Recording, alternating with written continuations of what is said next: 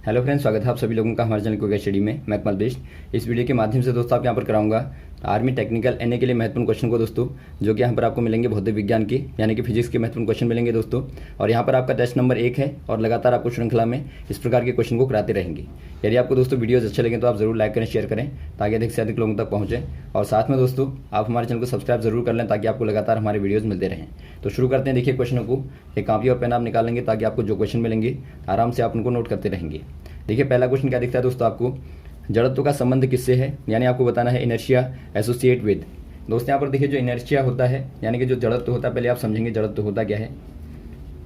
जड़त्व दोस्तों यानी कि इनर्शिया आप इसको कहते हैं। ये क्या होता है, आपने देखा होगा जब भी आप किसी ऑब्जेक्ट को उठाते हैं या फिर किसी वस्तु को आप विस्थापित करते हैं, यानी कि उसके जो आपका इनिशियल फॉर्म होता है, एक तो आपका इनिशियल फॉर्म होता है यानी कि जो आपका मूल रूप होता है, उससे यदि आप उसको विस्थापित करें बल लगा के, आपने एफ बल लगाया, फोर्स लगाया, अप्लाई किया, तो आप उसको विस्थापित करें तो आप देखते हैं वस्तु अपना गति का विरोध करती है या फिर आपके अपनी अवस्था में परिवर्तन का हमेशा विरोध करती है। तो इसी विरोध को दोस्तों आप कहते हैं इनर्शिया यानी कि जड़त्व। एक प्रकार से आप कह सकते हैं वस्तुओं का जो जड़ता का गुण होता है वही क्या होता है, इनर्शिया होता है।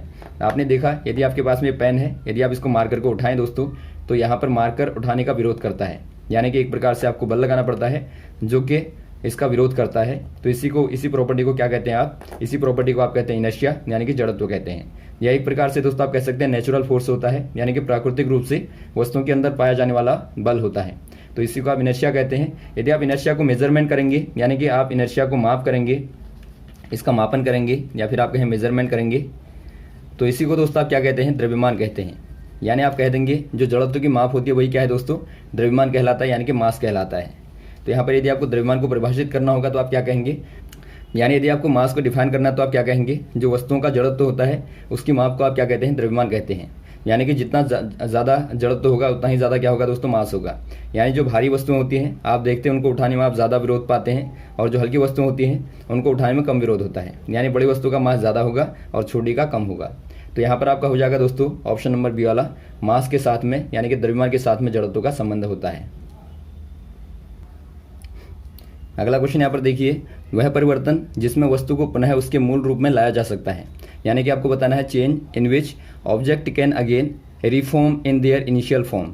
दोस्तों यहाँ पर देखिए आपने अलग अलग प्रकार के परिवर्तनों को देखा होगा। कुछ परिवर्तन ऐसे होते हैं आपने परिवर्तन किया यानी कि चेंज किया आपने, तो यहाँ पर कोई नई वस्तु बनी या फिर आप कहें उसकी अवस्था में परिवर्तन हो गया और बाद में आप देखते हैं दोबारा से मूल अवस्था में आ जाती है, यानी कि एक प्रकार से आप कह सकते हैं ये रिफॉर्म हो जाती है। तो ऐसी वाली चेंज को क्या कहते हैं आपको बताना है। ऐसी वाली चेंज को दोस्तों आप कहते हैं रिवर्सिबल।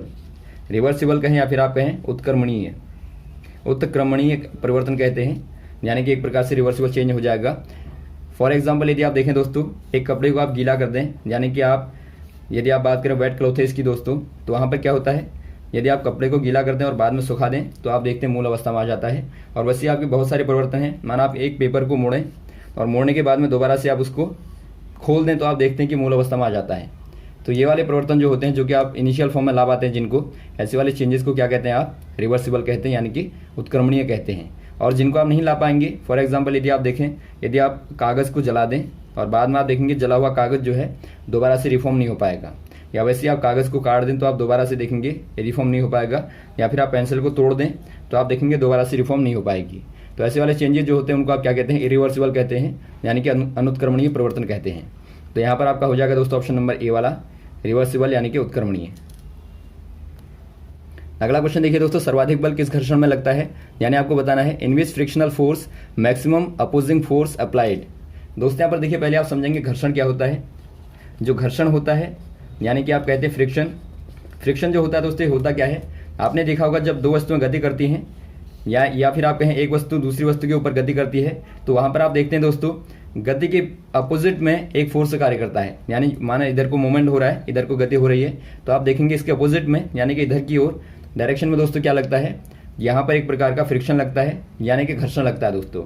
ये घर्षण आपका सतह पर भी हो सकता है या फिर आपका वायु के द्वारा यानी कि एयर के द्वारा ऊपर की सतहों पर भी लग सकता है। तो इसी को दोस्तों आप क्या कहते हैं, इसी को आप कहते हैं घर्षण यानी कि फ्रिक्शन कहते हैं। तो यहाँ पर आप देखते हैं दोस्तों ये अलग अलग प्रकार के होते हैं। माना प्लेन की वस्तु को यदि आप गतिमान करें यानी प्लेन पर आप गतिमान करें, तो यहाँ पर आप देखते हैं दोस्तों जब एक वस्तु दूसरे के ऊपर फिसलती है तो वहाँ पर एक प्रकार से कौन सा वाला घर्षण होता है, वहाँ पर सर्पिल घर्षण होता है, या फिर आप उसको कहते हैं काइनेटिक फ्रिक्शन कहते हैं, या फिर आप डायनेमिक फ्रिक्शन कहते हैं, या फिर दोस्तों आप कह सकते हैं इसको स्लाइडिंग फ्रिक्शन। यानी कि जब एक वस्तु दूसरी वस्तु के ऊपर फिसलती है, आप देखते हैं यहाँ पर नीचे की ओर फिसलेगी, तो ये कैसा वाला होगा दोस्तों, ये आपका सर्पी घर्षण होगा, यानी गतिक घर्षण होता है।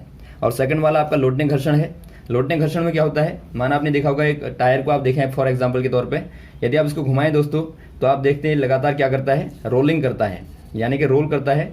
तो रोलिंग फ्रिक्शन को ही दोस्तों आप क्या कहते हैं, लोटने घर्षण कहते हैं। यानी वस्तु का जो आपकी वृत्ताकार वस्तु होती है उसका लुढ़कना क्या कहलाता है दोस्तों, एक प्रकार से लोटने घर्षण कहलाता है। और वैसे आपका थर्ड वाला होता है स्टैटिक घर्षण, यानी कि आप कहते हैं इसको स्टैटिक फ्रिक्शन।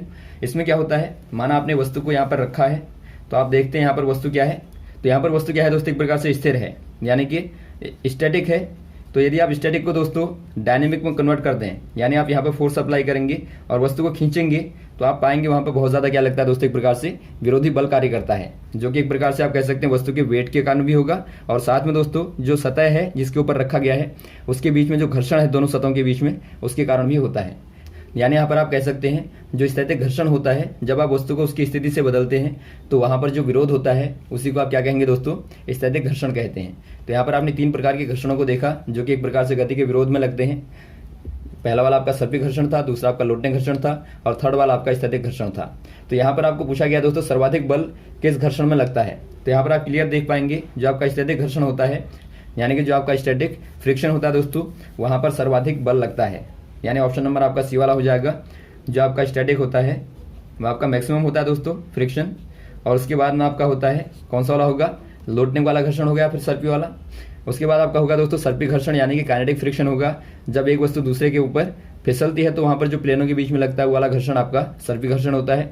तो काइनेटिक आपका दोस्तों सेकंड नंबर पर आ जाएगा, और थर्ड नंबर पर आएगा आपका लोटने घर्षण, यानी कि जो रोलिंग फ्रिक्शन होता है वो थर्ड वाले में आएगा। यानी सर्वाधिक आपका होगा स्थैतिक घर्षण, बाद में गतिक घर्षण, और बाद में दोस्तों आपका लोटने घर्षण। तो आप तीनों का ही क्रम याद रखेंगे। हो सकता है कभी कभार आपको दोस्तों असेंडिंग और डिसेंडिंग ऑर्डर पूछ लिया जाता है, तो आप यहाँ पर आराम से इनको समझ लेंगे। अगला क्वेश्चन यहाँ पर देखिए, निम्न में सर्वाधिक आवृत्ति वाला ग्राफ कौन सा वाला है, यानी आपको बताना है which graph shows maximum frequency. पहले आप समझेंगे दोस्तों फ्रीक्वेंसी होती क्या है।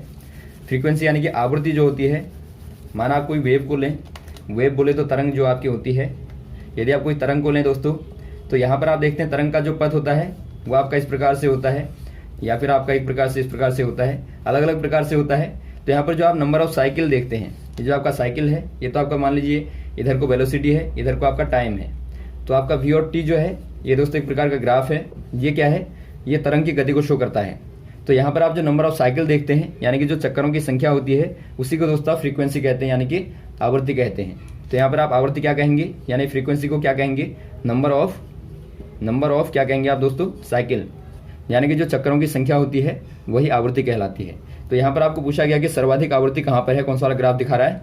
पहला वाला ग्राफ देखिए दोस्तों, यहाँ पर आप देखते हैं, यहाँ पर एक प्रकार से त्रिभुजाकार साइकिलें आपको दिखती हैं, और अगले वाले में देखिए यहाँ पर आपको छोटी छोटी साइकिलें दिखती हैं, एकदम यूनिफॉर्म वे में दिखती हैं। थर्ड वाले में आप देखते हैं यहाँ पर आपके एक प्रकार से डिसऑर्डरिंग फॉर्म में है, यानी कि कहीं पर आपका छोटा है, कहीं पर ज़्यादा बड़ा है। और वैसे आप थर्ड वाले में देखते हैं यूनिफॉर्म है, लेकिन यहाँ पर बड़े साइकिल हैं।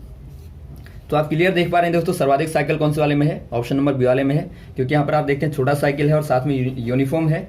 तो आप कहेंगे सर्वाधिक जो आपकी फ्रीक्वेंसी होगी वो बी वाला शो कर रहा है। और वैसे आपका सर्वाधिक कम फ्रीक्वेंसी कहाँ पर होगी दोस्तों, वो आपके डी वाले में होगी, क्योंकि यहाँ पर बड़े साइकिल हैं। यदि बड़े साइकिल होंगे दोस्तों तो उनका जो एम्पलीट्यूड होता है, यानी जो आपका आयाम कहलाता है, ये आपका आयाम है, यानी एम्पलीट्यूड है, तो एम्पलीट्यूड उनका ज़्यादा होगा। लेकिन यदि आपका साइकिल छोटा होगा तो उनकी फ्रीक्वेंसी क्या होगी दोस्तों, ज़्यादा होगी। तो आप ध्यान देंगे, बड़ी साइकिल होने पर फ्रीक्वेंसी कम हो जाएगी, एम्पलीट्यूड बढ़ जाएगा, और साथ में दोस्तों टाइम पीरियड भी यहाँ बढ़ जाएगा। यानी कि जो एक चक्कर को पूरा करने में समय लगता है दोस्तों, वो टाइम पीरियड कहलाता है। तो वो भी दोस्तों आपका साथ में आयाम के बढ़ने में बढ़ जाएगा। यानी आप जानते हैं जो फ्रीक्वेंसी होती है, जो आपकी फ्रीक्वेंसी होती है दोस्तों, हमेशा ही क्या होती है, टाइम पीरियड के इनवर्सली प्रोपोर्शनल होती है। यानी कि टाइम पीरियड बढ़ेगा तो फ्रीक्वेंसी घट जाएगी, और यदि आपकी फ्रीक्वेंसी बढ़ेगी दोस्तों तो टाइम पीरियड घट जाएगा।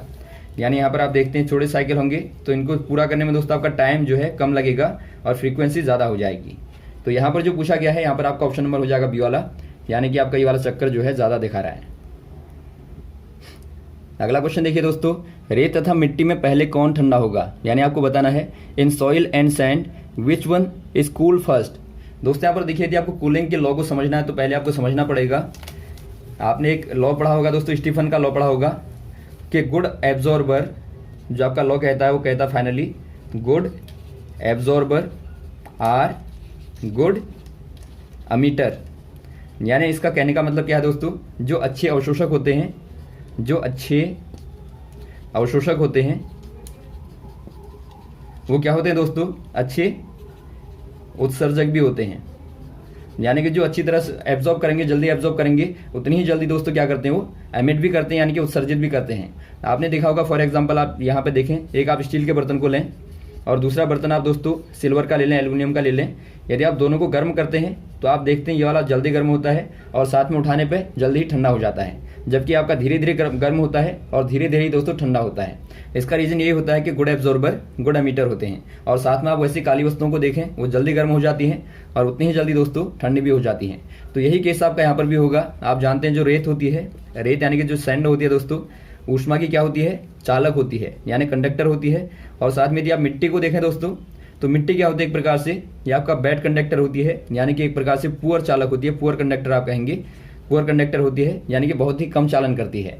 तो यहाँ पर आप देखेंगे यदि मिट्टी धीरे धीरे गर्म होगी दोस्तों, तो धीरे धीरे ही क्या होगी, ठंडी भी होगी, जबकि रेत जल्दी गर्म हो जाएगी और जल्दी ही क्या हो जाएगी, ठंडी हो जाएगी। तो यहाँ पर आप कह देंगे कौन ठंडा होगा पहले, तो यहाँ पर आप कह देंगे दोस्तों जो रेत होगी पहले ठंडी हो जाएगी मिट्टी की तुलना में। तो ऑप्शन नंबर ए वाला आपका सही हो जाएगा। और इसी के आधार पर क्वेश्चन पूछे जाते हैं कि माना कोई व्यक्ति काला है तो उसको ज़्यादा गर्मी लगती है, तो बताइए ठंडा ज़्यादा किनको लगेगा। तो ये भी क्लियर है दोस्तों, यदि आपका ज़्यादा गर्म उसको लगती है तो ठंडे में ज़्यादा ठंड भी उसको लगेगी, क्योंकि आप जानते हैं गुड एब्जॉर्बर क्या होते हैं, गुड एमीटर होते हैं। अगला क्वेश्चन यहाँ पर देखिए, पृथ्वी के सबसे पास का तारा कौन सा वाला है, यानी आपको बताना नियरेस्ट स्टार फ्रॉम अर्थ। दोस्तों यहाँ पर देखिए जो पृथ्वी से पास वाला तारा है वो कौन सा वाला है दोस्तों, वो है सूर्य। आप जानते हैं जो सूर्य होता है यानी कि जो सन होता है दोस्तों, एक प्रकार से क्या होता है, एक प्रकार से तारा ही होता है। और आप जानते हैं जो तारे होते हैं यानी जो स्टार्स होते हैं वो क्या होते हैं दोस्तों, एक प्रकार से गैसीय पिंड होते हैं, ये आपके गैसीय पिंड होते हैं। और आप जानते हैं जो सूर्य है वो भी एक प्रकार से गैसीय गोला है, जहाँ पर हाइड्रोजन और हीलियम गैसों का लगातार क्या है दोस्तों, संलयन, नाभिकीय संलयन होता रहता है, यानी कि न्यूक्लियर फ्यूजन होता रहता है, और इसी के कारण लगातार ऊर्जा निकलती रहती है। तो यहाँ पर आप कह देंगे सूर्य क्या है, नियरेस्ट तारा है, यानी कि पास वाला तारा है। ऑप्शन नंबर आपका ए वाला सही हो जाएगा। अगला क्वेश्चन यहाँ पर देखिए, दाब तथा बल में क्या संबंध है, यानी आपको बताना है relation between force and pressure. दोस्तों यहाँ पर देखिए जो प्रेशर और फोर्स में रिलेशन होता है, आप जानते हैं जो दाब होता है क्या होता है दोस्तों, यदि आप कोई वस्तु ले लें दोस्तों, माना इसका एरिया ए है, यानी कि क्षेत्रफल क्या है, क्षेत्रफल ए है, और यहाँ पर आप बल लगाते हैं एफ, तो यहाँ पर क्या होगा दोस्तों, जो एकांक क्षेत्रफल पर लगने वाला फोर्स होता है वही क्या कहलाता है, वही आपका दाब कहलाता है। तो यहाँ पर आप कह देंगे दाब बराबर क्या होता है, एफ अपॉन ए होता है, यानी कि एकांक क्षेत्रफल पर लगने वाला जो बल होता है दोस्तों वो आपका क्या कहलाता है, वही आपका प्रेशर कहलाता है, यानी वही दाब कहलाता है। यदि आप मात्रक को निकालें, यहाँ से प्रेशर की मात्रक को निकालें, तो दाब का जो मात्रक हो जाएगा वो क्या हो जाएगा दोस्तों, न्यूटन बट्टा मीटर का स्क्वायर। तो ये आप याद रखेंगे। और वैसे यदि आपको द्रव और गैसों के जो दाब का माप होता है उसका पूछा जाए तो दोस्तों आपका पास्कल होता है, यानी द्रव और गैसों का दाब पास्कल में मापा जाता है। अगला क्वेश्चन देखिए दोस्तों, ठोसों का बल हटाकर मूल अवस्था में आना कौन सा गुण है, यानी आपको बताना है property in which a solid to come in their initial form when force will removed. दोस्तों यहाँ पर देखिए आपने देखा होगा, माना आप कोई रबर बैंड लें और रबर बैंड को आप स्ट्रेच कर दें यानी खींच दें, तो आप देखते हैं एल लंबाई से एल प्लस डेल्टा एल तक पहुंच जाती है, यानी कि इतनी लंबाई लगभग बढ़ जाती है। और बाद में यदि आप छोड़ दें तो दोबारा से क्या हो जाती है दोस्तों, ये आपकी एल में कन्वर्ट हो जाती है, यानी कि पहले की जो आपकी इनिशियल फॉर्म थी वहीं पर आ जाता है। तो जो ठोसों का यह गुण होता है यानी जो ये प्रॉपर्टी होती है, इसको आप क्या कहते हैं आपको बताना है। ये दोस्तों श्यानता होगा या पृष्ठ तनाव होगा या प्रत्यास्थता होगा या तन्यता होगा। ये दोस्तों आपके यहाँ पर होता है प्रत्यास्थता, यानी कि आप इसको कहते हैं इलास्टिसिटी। ये क्या कहलाती है, इलास्टिसिटी कहलाती है, यानी प्रत्यास्थता कहलाती है। यानी वस्तुओं का आप नॉर्मली कहेंगे वस्तुओं का खींच के दोबारा से मूल अवस्था में आना, या फिर आप एक रबर की बॉल को लें, गेंद को लें, उसको यदि आप पचकाते हैं दोस्तों, बाद में छोड़ने पर दोबारा से क्या हो जाती है, दोबारा से अपने मूल वाले शेप में आ जाती है। यानी कि आप कह देंगे जब वस्तुओं पर यानी कि ठोसों पर जब आप बल लगाते हैं और दोबारा से वो मूल अवस्था में आ जाते हैं, तो वस्तुओं के ऐसे गुण को क्या कहते हैं दोस्तों, आप प्रत्यास्थता कहते हैं, यानी कि इलास्टिसिटी कहते हैं। और साथ में आप श्यानता जानते हैं दोस्तों, श्यानता क्या होती है, श्यानता तरलों का गुण होती है और गैसों का गुण होता है। जो तरलों की बीच की सतहों में जो फ्रिक्शन लगता है यानी कि जो घर्षण लगता है उसी को आप क्या कहते हैं दोस्तों, उसी को आप श्यानता कहते हैं। और पृष्ठ तनाव आप जानते हैं, यानी कि जो सरफेस टेंशन होता है। यदि आप कोई तरल को लें दोस्तों, यानी कि पृष्ठ तनाव जो होता है तरलों का गुण होता है, तो यहाँ पर आप देखते हैं यह दोस्तों कम से कम क्षेत्रफल को, यानी कि न्यूनतम एरिया को या आपके मिनिमम एरिया को दोस्तों कवर करने की प्रॉपर्टी रखता है। यानी एक प्रकार से देखते हैं आप, जो छोटी बूंद होती है पानी की, वो एक प्रकार से दोस्तों क्या करती है, झिल्ली की तरह कार्य करती है, रबर की झिल्ली की तरह कार्य करती है, ताकि कम से कम स्पेस को घेर पाए। तो इसी प्रॉपर्टी को दोस्तों आप पृष्ठ तनाव कहते हैं, यानी कि सरफेस टेंशन कहते हैं। यानी एकांक लंबाई पर लगने वाला बल F/L जो होता है, वही दोस्तों आपका सरफेस टेंशन कहलाता है। और वैसे आपको तन्यता बताया जा चुका है। वस्तुओं का, यानी कि धातुओं का जो मेटल होते हैं, धातु होती हैं, उनका पतली वायर के रूप में कन्वर्ट होना तन्यता कहलाता है, यानी कि डक्टिलिटी कहलाता है। अगला क्वेश्चन देखिए दोस्तों, यदि दो पिंडों का द्रव्यमान क्रमशः 2 किलोग्राम तथा 4 किलोग्राम है और उनके वेग क्रमशः 4 मीटर पर सेकंड तथा 2 मीटर पर सेकंड है, तो दोनों के संवेग होंगे। यानी आपको बताना है, if masses of two bodies are 2 kilogram and 4 kilogram respectively and their velocities are 4 metre per second and 2 metre per second, then their momentum relates as. यानी आपको बताना है दोस्तों, उनके जो मोमेंटम है, यानी जो संवेग हैं, उनमें क्या संबंध है। यहाँ पर आप देखिए, पहले आप समझ लेंगे जो संवेग होता है, यानी जो मोमेंटम होता है क्या होता है। जो मोमेंटम होता है दोस्तों, यानी संवेग जो होता है, संवेग बराबर क्या होता है दोस्तों, मास इंटू वेलोसिटी होता है। आप सारे फॉर्मूलों को याद रखेंगे ताकि आपको जो भी पूछा जाए आराम से आप बता पाएं। यहाँ पर आप देखते हैं मास आपका m हो जाएगा और वेलोसिटी आपका v हो जाएगी। तो यहाँ पर देखिए दोस्तों, पहले वाली ऑब्जेक्ट को आप ले लेंगे और यहाँ पर आप दूसरे वाले ऑब्जेक्ट को ले लेंगे। पहले वाले का मास m1 है, दूसरे वाले का m2 है। m1 बराबर आपको दिया है दोस्तों 2 किलोग्राम और m2 बराबर दिया है 4 किलोग्राम। और वैसे ही आपको v1 बराबर दिया है 4 मीटर पर सेकेंड और v2 बराबर दिया है 2 मीटर पर सेकेंड।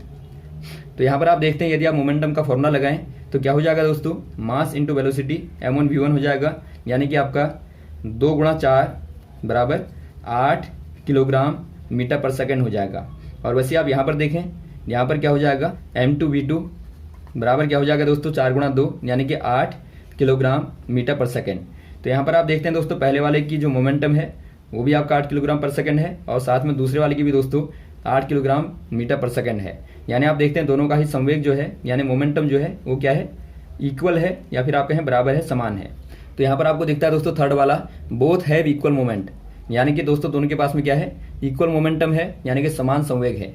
तो ऑप्शन नंबर आप सी वाले में टिक कर देंगे। और साथ में आपको दोस्तों संवेग को याद रखना है। संवेग जो होता है क्या होता है, द्रव्यमान और वेग का गुणनफल होता है। तो यहाँ तक दोस्तों आप क्वेश्चन को तैयार करेंगे और साथ में लगातार आपको इस प्रकार की वीडियोस देते रहेंगे। Okay, thanks. यदि आपको वीडियो अच्छा लगा तो आप जरूर लाइक करें, शेयर करें दोस्तों, ताकि अधिक से अधिक लोगों तक पहुँचे। जय हिंद, जय भारत।